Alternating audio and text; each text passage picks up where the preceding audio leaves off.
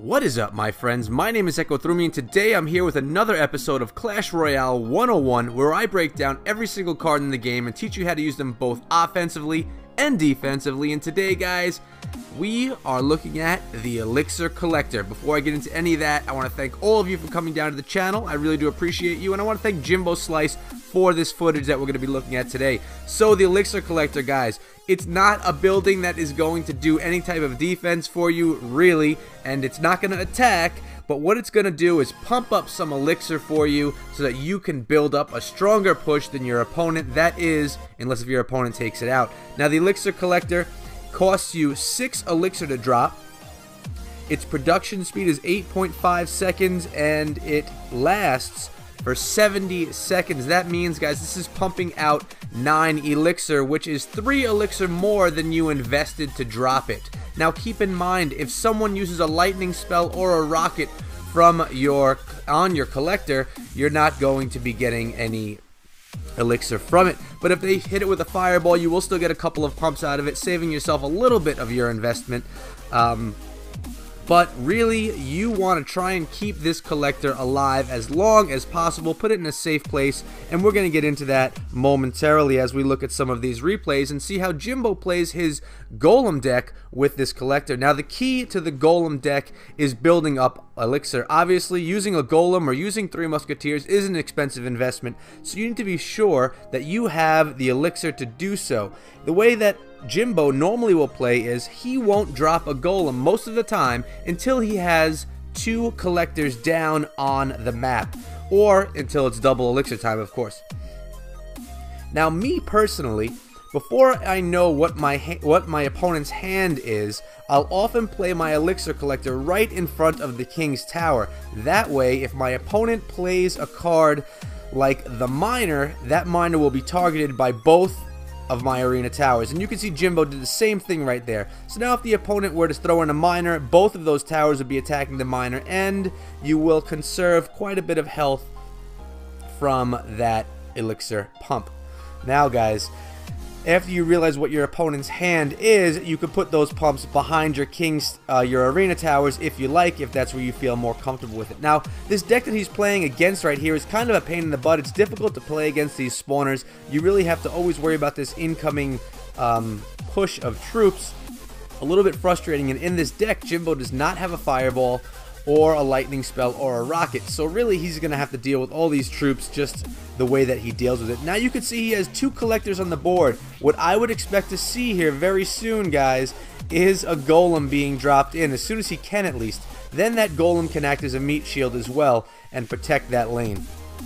Now, notice he put his second collector far away from the first collector. That is because you don't want it to be in range of a fireball so that the fireball can get both of them, or a lightning spell where the lightning spell can get both of them. Now there's 3 collectors on the board. You know a Golem is coming, guys. This opponent has to know something big is on its way, and the Golem is exactly what it is. He's going to throw that Ice Golem in front, I believe, to deal with some of that damage, soak some of it up, and then he could use the Zap spell on that minion horde. So the opponent had a not a very smart play right there with that minion horde, with that Ice Golem right there. And here comes the push. He's got the Golem, he's got the Musketeer, he's got the Elite Barbarians, all because he was able to build up a larger, faster advantage over his opponent because of those collectors.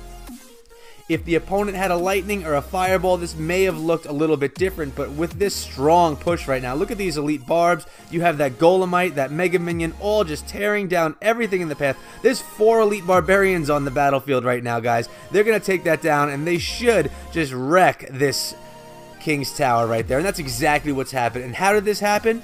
It happened because Jimbo had 3 collectors on the board at one point in time, and then double elixir time. He at one point had 4 elite barbs and 3 musketeers, and he doesn't have the 3 musketeers in the deck. And here we are with the second replay, checking out how this collector actually does its work. Jimbo's in the bottom, ready with that collector, deciding, am I going to play the collector first, or am I going to play it next? So the opponent plays the collector, so you know Jimbo's collector is going to be going down as well. Looks like the opponent has a very similar deck to Jimbo. I'm wondering if he has a Golem hidden in there as well. Maybe a Lava Hound, not really sure yet. So the opponent plays his archers. Jimbo plays the smart play using that Ice Golem. Now again, Jimbo doesn't have a fireball, he doesn't have a lightning spell, so he has to really, deal with the elixir pump of the opponent as well. So he's going to have to make smart plays and try and get an extra pump on the board over his opponent. His opponent's also playing a golem deck, but instead of the musketeer, the opponent has archers, and the opponent does have a poison spell in the bag. But look at Jimbo's musketeer going to town on that right-hand tower. Now, it's time for Jimbo to play some defense with his golem. Now, as you guys know, golem pushes are very hard to handle. He's going to have a musketeer, a mega minion on there, and hopefully those elite barbs will be ready to go. Yes, they will. Right about now, those elite barbs are not going to be thrown in. Jimbo decides he's going to go with a pump again. Is that what's going to happen right here? It may be. No, he had to put in those elite barbs. He needed to deflect that mega minion and take out that golemite before it did too much damage. But he has the second pump down. He has the pump advantage over his opponent right now, but the opponent has that poison spell, which could be used right here. We'll see if the opponent decides to try and melt that collector from Jimbo. Now Jimbo's just trying to regain some of that elixir that he invested in that collector. The opponent's not playing the poison on the collector, so Jimbo has a nice little advantage right here, and we're about to go into double elixir time. Here comes a nice soft push from Jimbo with that ice golem in front. Look at this. That musketeer is going to take down that tower, guys. And then he could push with that golem up the left-hand lane. Look at this. 2 hit points left. That's a zap away. But he has to deal with this incoming push. Or a log away. That works too, guys. But here's this incoming push from the opponent with the elite barbs, the archers, and I think another golem is going to soon be played by the opponent, and yes it is, and here it is, a quick push. But look at that, the elite barb gets a few strikes on it before the golem really gets too far. Now, elite barbarians are ready to roll. Is he going to throw it on top of the golem? Let's see his strategy. No, he's going for a push with 24 seconds left. He's saying to himself, I could get 2 while the opponent will just take 1, and this will be game over. Let's see if Jimbo actually gets that done. Let's see if that's how this plays out, guys. The golemites redirected themselves onto the collector. So that's a great example right there, guys, as to how the collector can be used defensively. It was thrown behind the tower not to play defense, but it did distract that golem, and the golem then did not go towards the king's tower. Instead, it went towards that collector. So it saved a few hit points from that tower. Now, in the end of a game, guys, sometimes you just want to play some quick defense. You're able to do so by just heading on over and throwing your collector in some space so that it can soak up the damage before the round is over. So let's sum this all up, guys. Collectors, great way to build 3 extra elixir over what you would have normally built if you were not playing the collector. If you could protect your collector properly, if your opponent doesn't have a fireball, a rocket, a miner, or a lightning spell, you could do pretty well in building an elixir advantage and then putting together a nice, solid, strong push. So again, never clump up your collectors all together where the opponent can get a nice value rocket.